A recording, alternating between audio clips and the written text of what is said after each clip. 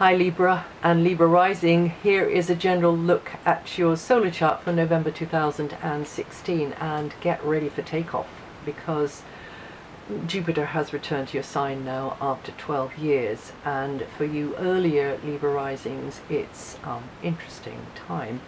So, well, it's a time of potential, okay, so it can become interesting. And until the 22nd, it's all about stuff, basic stuff. So roof over the head, food on the table, money in the piggy bank, so material sources, resources, but material security, physical well-being as well, yours or another's. So all of that is more center stage, but really the mind is revolving around stuff, and the materials, physical maybe side of life a little bit more. And figuring out how to get things organized. The mind is revolving around getting the ducks in a row and essentials, and gathering the information, making the contacts, picking the brains of those who can help.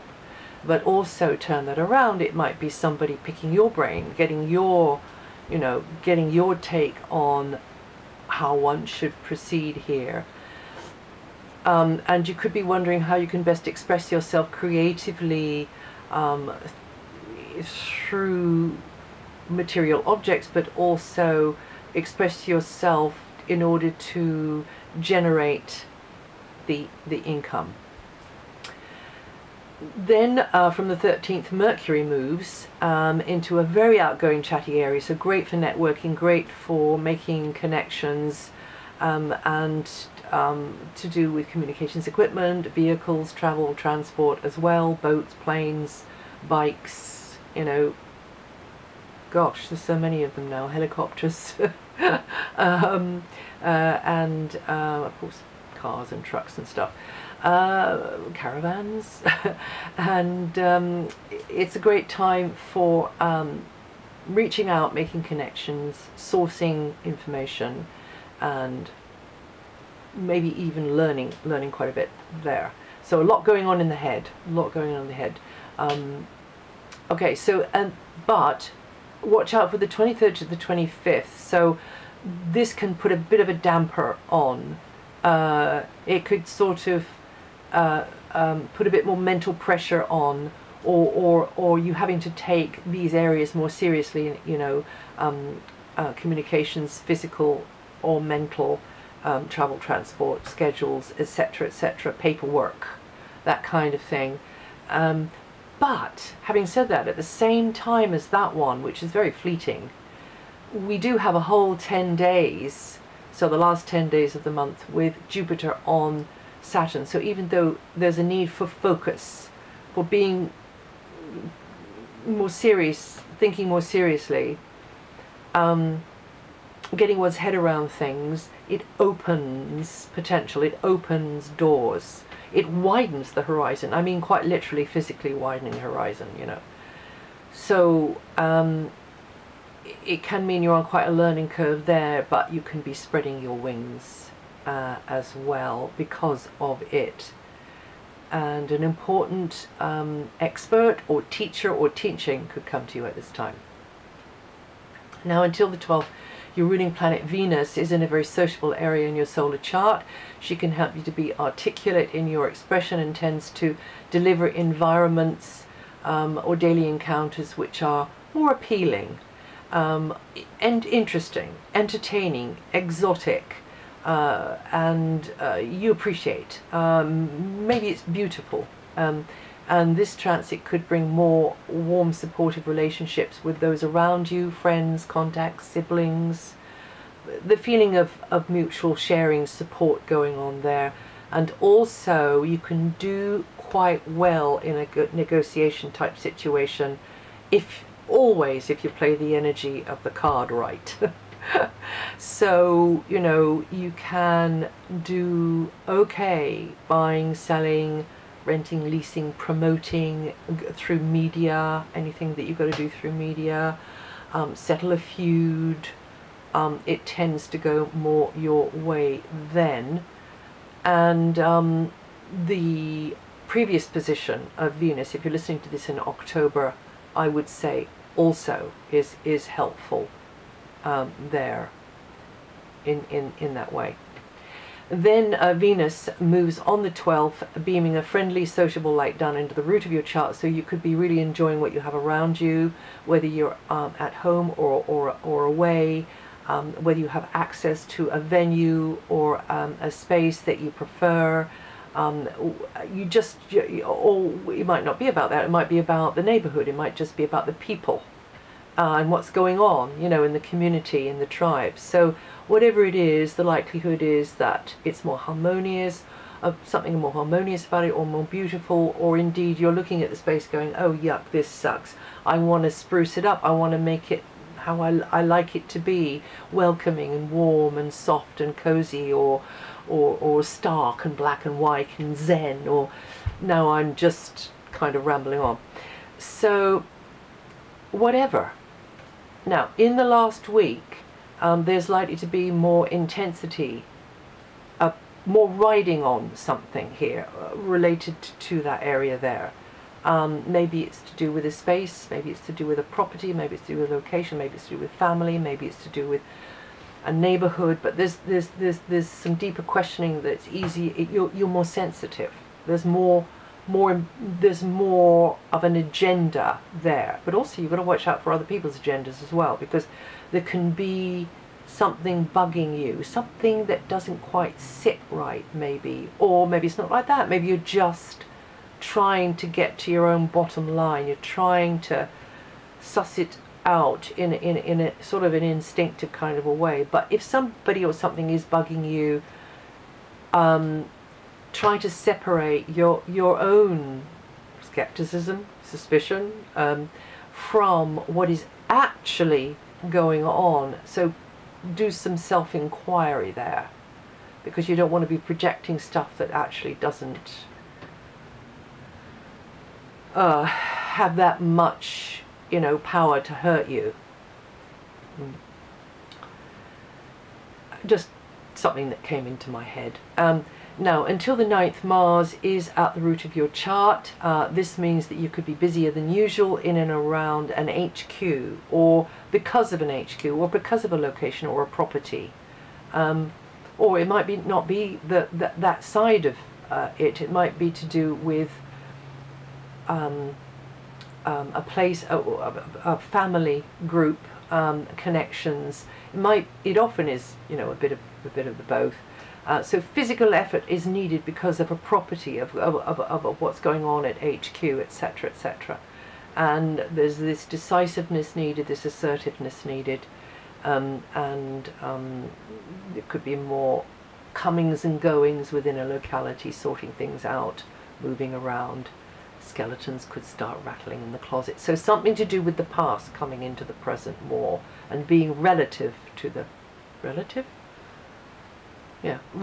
to the present a little bit more.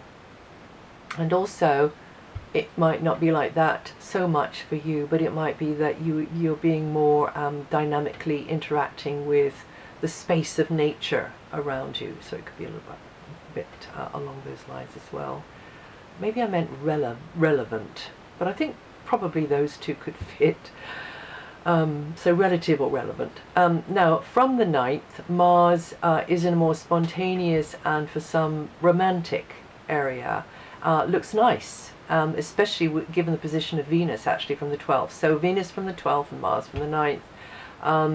You know, the relaxation coming in there, and you feel empowered with what you're doing, or where you are, or who you're hanging out with, or whose admiring glances are coming your way, or you just can be more in your element, as it were. The possibilities there, that's going to be in there for about 6 weeks. And it's time to get active with your projects, with your babies, you know, in the way of projects, or your actual children, or other youngsters. And it's very good for entrepreneurial stuff, and the creative stuff. And then from the 22nd, the sun is the sun is chiming in well with Venus and Mars as well, because it's going to be in a very sociable, busy sort of area, meeting and greeting, and resourcing information, and sharing information as well, running around more as well. And then we got Saturn, of course, helping you until late 2017. In a good angle to your sun sign, and this is the time for you to work more consistently at any kind of educational activity like language, or just some subject you've chosen, or maybe a series of subjects, or indeed, you know, developing your abilities with speaking, writing, yourself, media, and also through travel and through anything connected to travel, like different cultures, the actual transport itself, like the plane, the boat, the car, the bike, the whatever. And you should be steadily growing here. So nothing happens all at once with Saturn. So it's putting it together very, very gradually and slowly, and maybe putting the pieces together. So if it's new knowledge that you are apprenticing yourself to, you're putting it together slowly. And by the time, you know, the end of the transit comes, then you will get this feeling of, aha, I did that. It's coming together, and that's coming at December 2017 for you later, Libra rising or Libra people. Especially, actually, I would say Libra rising people. You'll be feeling that more towards the back end of 2017. Having said that, at the moment, you Librans born the 5th to the 10th of October, or with 13 to 18 degrees rising, you're going to be feeling that energy the most. So because the planet will go way ahead and then we'll move back again between now and the end of 2017. So Jupiter is in your sign. Well, this is a good card for those card players out there. But this is a time for doors to open in your life, for new potential, for you to see that potential, for you to reach for that golden ring on the merry-go-round. This is that year, and you earlier Librans will get this more quickly than the later Librans. However, I do find that any planet in the sign, we generally feel it throughout the whole sign. It's just more diluted, shall we say, the further away it is. Having said that as well, it could also be connecting very strongly to an important point or a planet in your chart in a good way, but we can't know that in sun sign astrology predictions, so we're just doing that here for the moment. So this is your time, and you could be taking off in new directions. Now the thing about Jupiter, of course, is abundance, and we think, oh goody, abundance, but you can have too much of a good thing. You know, you can have too much coming on offer to you. So one of the things about Jupiter is we have to separate the wheat from the chaff. We've got to sift. We've got to, as we go forwards, as we're learning through doing, suck it and see. Suck it and see. You're slowly getting a handle on what's best for you. So you'll discover much along through these months, and also connecting maybe with different belief systems, different countries, different peoples, but don't go too far too fast. That's another pitfall here. This is opportunity though for you to think in bright new colors and to think bigger, get the big picture, but do not miss the small print. That's another pitfall with Jupiter. But yes, there's a lot of potential here. There will be more options for you with this Jupiter transit in your sign.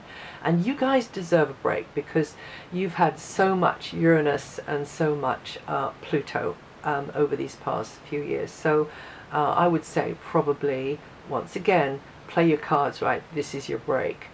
You Librans born the 1st to the 10th of October, or with 10 to 18 degrees rising. I think I said that already.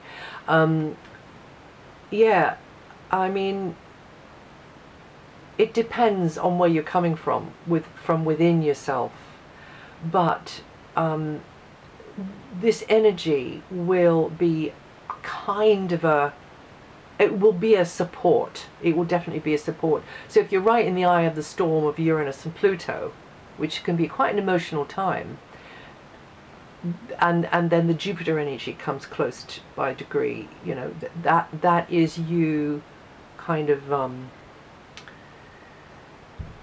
maybe being able to, I mean, dare I say, enjoy the ride just a little bit, and kind of be aware of, yeah, it's happening, and I'm doing it, and I'm going through this tremendous evolutionary leap, which Uranus and Pluto will bring. So you Librans born the 13th to the 16th of October, or with 20 to 23 degrees rising, are feeling Uranus in your opposite sign the most at the moment, causing surprises and, you know, you feeling ambushed and not knowing, feeling quite uncertain about what's going on, maybe in certain relationships. And Pluto is at the root of your chart, as it has been for several years, affecting those born 7th to the 11th of October, or with 14 to 17 degrees rising, and that is like deep change happening within you, related to family and place on the map. So that's within you, but it's also echoed in the outer world as well, with the setup that you have around you. So there is a deep shiftings going on here as well. Right, well, that's it for November. If you know your rising sign or moon sign, listen to those, and also check up any of this material on DianaGarland.com, and I'll see you the next time.